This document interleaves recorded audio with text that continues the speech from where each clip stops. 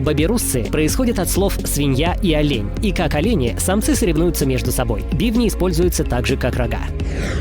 Японские муравьи-древоточцы очень возбуждены. Это из-за назойливых мушек, летающих вокруг. Горбатки – одни из самых маленьких мух в мире, но они все время увиваются за муравьями. Горбатки метят муравьям в хвост. Наконец, одной из них удается сесть на одного из муравьев, а потом она улетает. Но подумаешь, посидела муха на муравье. Ну и что с того? А вот что. Этот муравей заползает в муравейник, и вскоре с ним начинают происходить крайне странные вещи. Через 5 дней по нему видно, что с ним явно что-то не так. Ему точно не по себе.